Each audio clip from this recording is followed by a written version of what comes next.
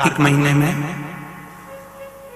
दो वस्त्र की महत्वता होती है। देवउठनी एकादशी है। ऐसी कोई माता नहीं होगी जो अपने घर में तुलसी जी का पूजन नहीं करे। कार्तिक महीने के पीछे के जो 5 दिन 7 दिन पचवीगन के होते हैं, सुन रहे सारी बहू बेटियां और माताओं से कि न सास बुरी होती है न बहू बुरी होती है।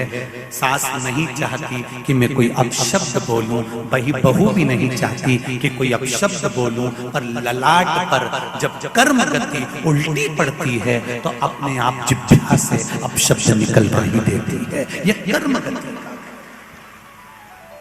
अब ऐसे समय पर क्या करोगे आप?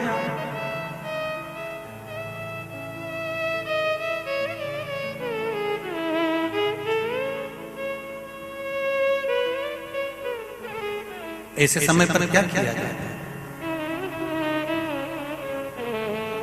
कार्तिक महीने में दो वस्त्र की महत्वता होती है। ध्यान लगाना जरा। जितनी भी माताएं बैठी हैं, चाहे वो सासू माँ हो चाहे बहुएं हो, बेटियां भी कभी ना कभी बहू बनेंगी और आप भी कभी ना कभी सास बनेंगे। स्मरण। कार्तिक महीने में दो वस्त्र का विधान है। एक पीले कलर का वस्त्र और एक लाल कलर का वस्त्र। एक पीला वस्त्र है, एक लाल वस्त्र।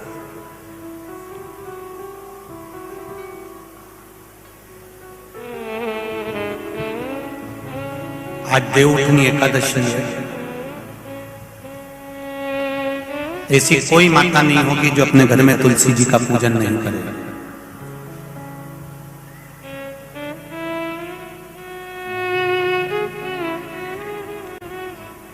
घर की मां यदि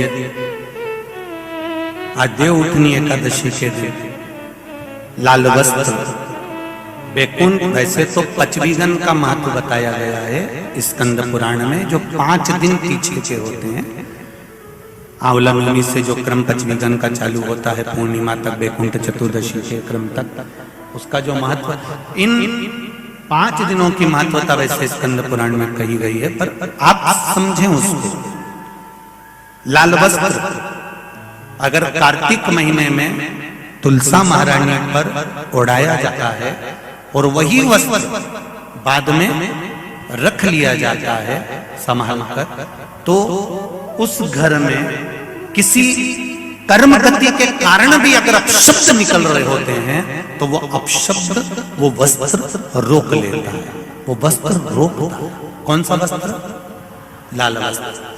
पीला वस्त्र इन 5 दिन में अगर तुलसा महारानी को चढ़ाया जाता है और उसको रखा जाता है तो जिस नारी के गर्भ से संतान नहीं भी हो रही होती है, उसके कक्ष में अगर वो वस्त्र कुछ दिन तक रखा रहता है तो ये निश्चित आती है कि गर्भ ठहरता जरूर है। ये पीले वस्त्र की और लाल वस्त्र की महत्वता कार्तिक महीने में। अब कई माताएं कहती हैं कि हमारे पास में लाल वस्त्र नहीं है, हमारे पास में इतना नहीं है, तो लाल कलर का लच्छा भी तो आता है, नाड़ा। बोलो आता है कि नहीं आता? लाल तुम्हारे घर में सिलाई करने का लाल कलर का धागा तो होगा, होगा ना कि नहीं होगा? लाल कलर का लच्छा तो होगा, नहीं होगा सफेद कलर का धागा तो होगा, उसको कंकु में लाल कर। पर उस वस्त्र की महत्वता को हम समझें।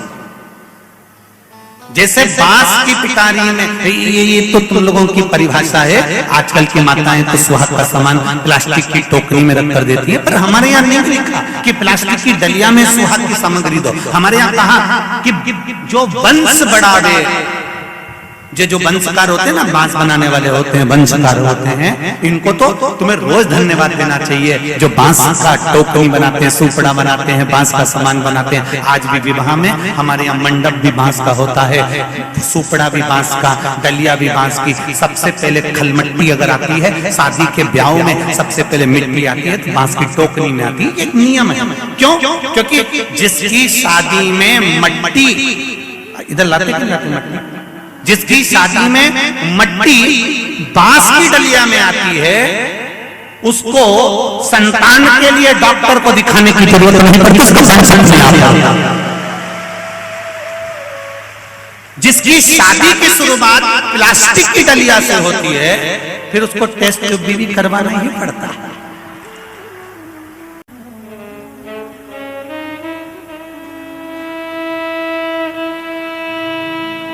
ये कुछ हमारे शास्त्रों के नियम है। अब आप उसको समझो ना समझो, चाहे उसके ऊपर हंसो, चाहे कुछ भी कहो, आप चाहो तो थोड़े दिन बाद कह देना, बताओ श्योर वाला हमारा तो पगले जैसी बात करता है, तो उसमें कोई दिक्कत वाली बात नहीं है।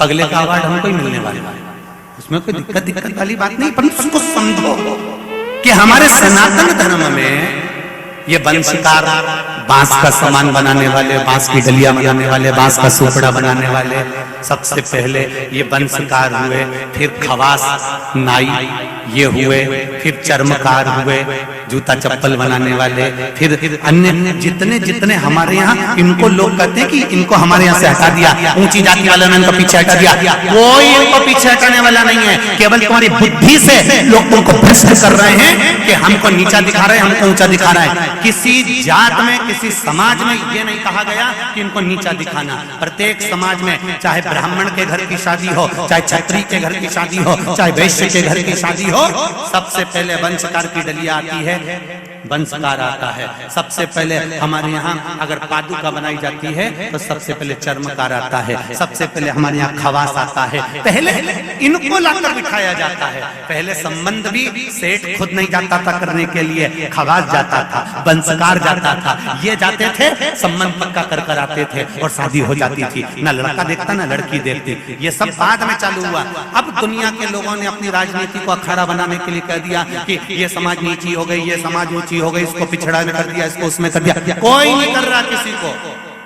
भगवान की ये पोथी रखी है शिव महापुराण की, जिस पे रखी है, इसके 4 पाए, एक रूप में बैठे हुए देव ऋषि नारद, श्रीमन नारायण, श्रीमन नारायण।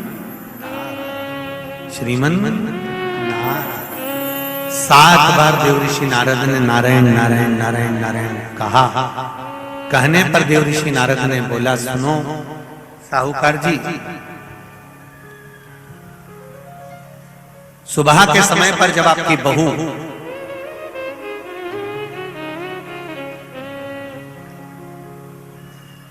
मंदिर की ओर जाए तो उसको इस मार्ग की ओर लेकर आना।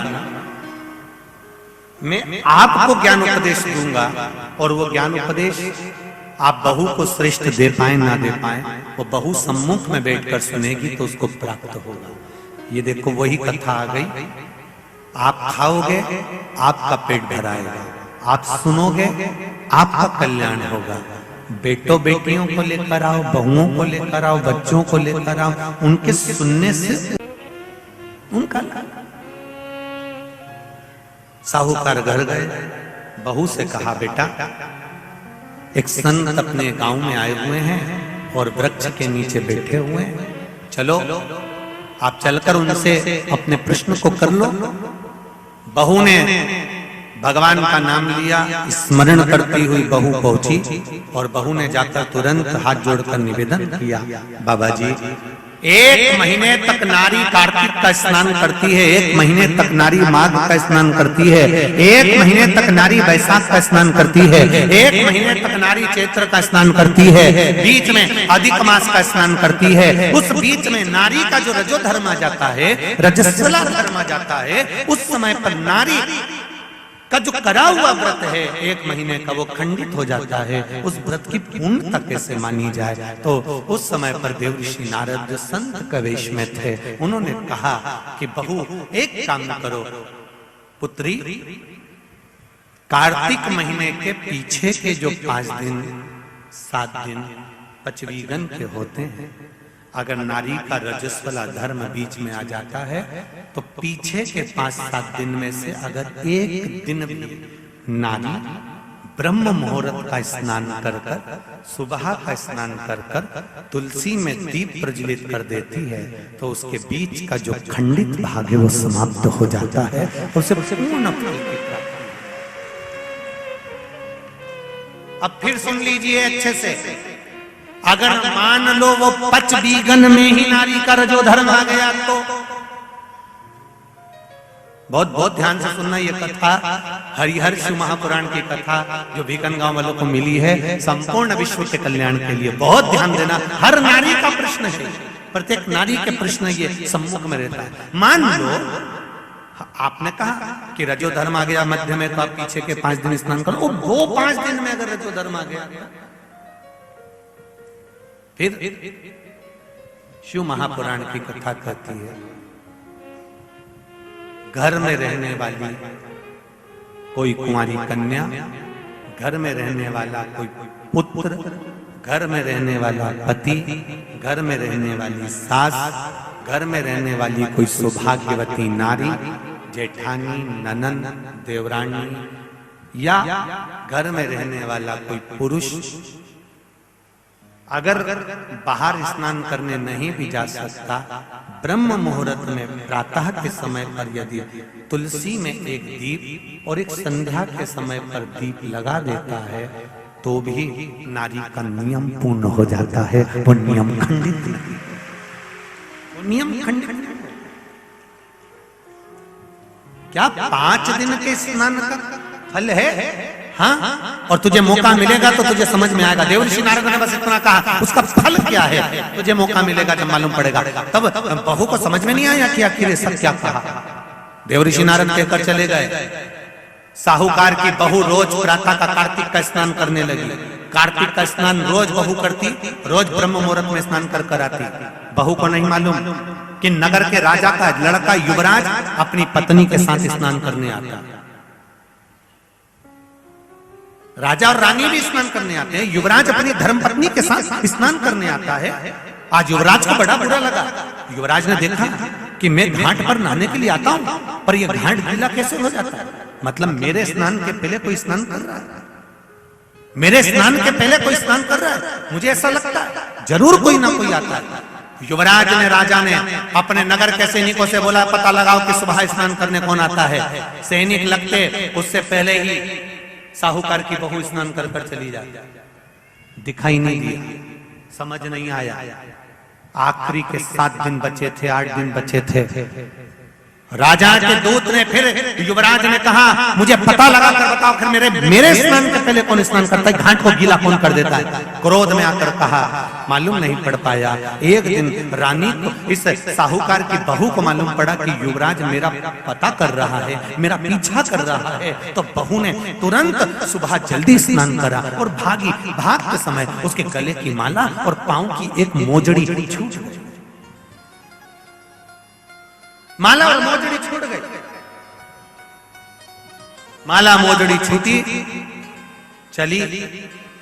राजा को वो माला मोजड़ी मिल गई। उसने मन में विचार करा, मोजड़ी इसको पहनती होगी वो कितनी सुंदर होगी। राजा ने अपने दूतों से कहा, जाओ जिसकी ये मोजड़ी और माला है इतनी सुंदर है तो वह नारी कितनी सुंदर होगी, उसको 5 रात्रि मेरे पास में लेकर आ।